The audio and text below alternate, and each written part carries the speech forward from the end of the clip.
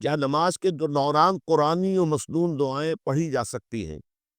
اصل میں نوافل میں تو آپ یہ کر سکتے ہیں، فرائض میں اگر ان چیزوں کا اضافہ کریں گے تو اس سے ہیئت کے بدلنے کا اندیشہ ہے۔ فرائض کو ان کی اسی اصل حالت میں رکھیے، البتہ نوافل میں دعائیں مانگیں۔ البتہ قرآنی دعا جو ہے وہ اگر بدلی ہوئی الفاظ کی شکل ہو جائے تو دوسری بات ہے، ورنہ وہ سجدے اور رکوع میں نہیں مانگی جا سکتی۔ رکوع اور سجدے میں قرآن مجید کی آیت نہیں پڑھی جا سکتی۔ ہاں کھڑے ہوئے آپ پڑھے، قومے میں پڑھے، جب آپ رکوع کے ساتھ کے بعد اٹھتے ہیں اس میں کرے، یا دونوں سجدوں کے درمیان بیٹھ کر کرے، تو اس میں یہ کہ قرآنی دعائیں بھی انسان پڑھ سکتا ہے۔ اگر پڑھی جا سکتی ہے تو کہاں کہاں، یعنی سجدہ، رکوع یا قیام وغیرہ میں پڑھی جا سکتی ہے۔ میں نے عرض کیا نا کہ سجدہ اور رکوع میں نہیں، قرآنی۔ البتہ عام دعا آپ مانگ سکتے ہیں، اللہم اغفر لی ورحمنی، اللہم اغفر لی ورحمنی، آپ یہ دعائیں کیجئے، سجدے میں پڑھے وہ جتنی چاہے دعا کرے، رکوع میں کرے۔ لیکن یہ کہ جو قرآنی دعا ہوگی، ربنا آتنا فی الدنیا حسنۃ وفی الآخرۃ حسنۃ وقنا، یہ سجدے میں یا رکوع میں نہیں، یہ آپ صرف قومے میں یا دونوں سجدوں کے درمیان۔ کیا قرآنی اور مسنون دعاؤں کے علاوہ بھی نماز میں دعائیں مانگی جا سکتی ہیں؟ کیا اردو میں بھی نماز میں دعائیں مانگی جا سکتی ہیں؟ میرا یہ خیال ہے کہ اس سے اجتناب مناسب ہے۔ میں اگرچہ اس کے بارے میں کوئی حکم نہیں لگا رہا ہوں، لیکن یہ مناسب نہیں ہوگا۔ ویسے یہ ہے کہ نماز کے علاوہ آپ کو کس نے روکا ہے دعا سے؟ دعا آپ 24 گھنٹے مانگیے، ہر وقت مانگیے، لیٹے ہوئے مانگیے، بیٹھے ہوئے مانگیے، کھڑے ہوئے مانگیے، باوضو مانگیے، بے وضو مانگیے، جس طرح چاہے مانگیے۔ دعا مانگنے میں تو کوئی رکاوٹ نہیں ہے، لیکن نماز میں ذرا اسی کا اہتمام کریں۔ تو اصل میں ہم نے بدقسمتی سے ایک رسم بنا لی ہے۔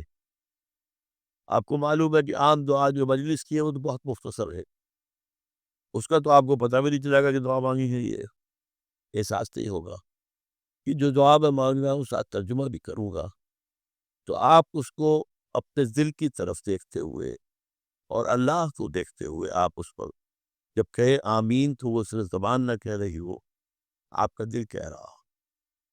الحمدللہ الذی ہدانا لہذا وما كنا لنهتدی لولا ان ہدانا اللہ۔ کل حمد، کل شکر، کل ثنا، کل تعریف اس اللہ کے لیے ہے جس نے ہمیں ہدایت بخشی، اور ہم ہرگز ہدایت یافتہ نہ ہو سکتے اگر اللہ ہی ہمیں ہدایت نہ دیتا۔ یہ اسی کا فضل ہے، اسی کا کرم۔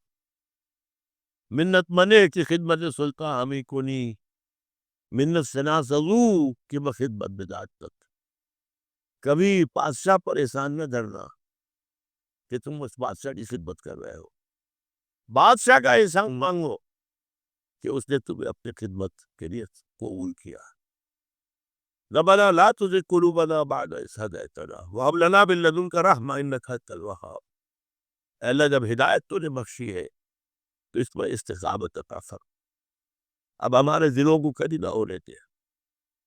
اے اللہ کسی درجے میں ہماری پسپائی نہ ہو، اے اللہ استقامت عطا فرما، تن من دل لگانے کی توفیق عطا فرما۔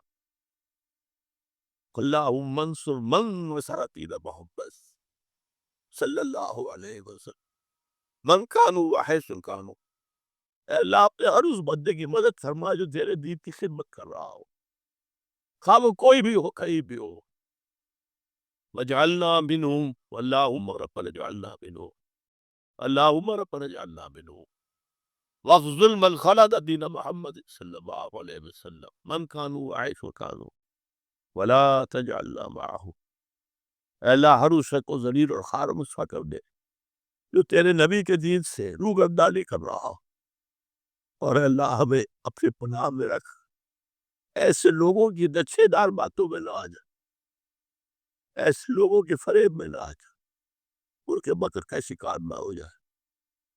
ربنا تقبل منا انک انت السمیع العلیم وتب علینا انک انت التواب الرحیم۔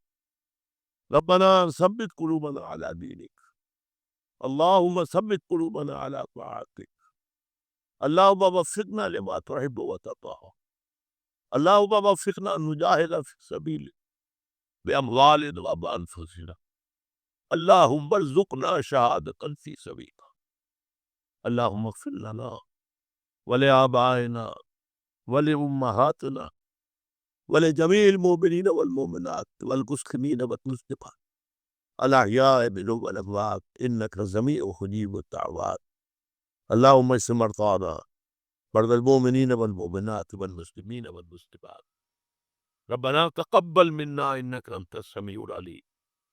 اے اللہ ہماری دعا کو شفا قبول عطا فرما، تو سب کو سننے والا اور جاننے والا ہے. ربنا تقبل منا انك انت السميع العليم وتب علينا انك انت التواب الرحيم.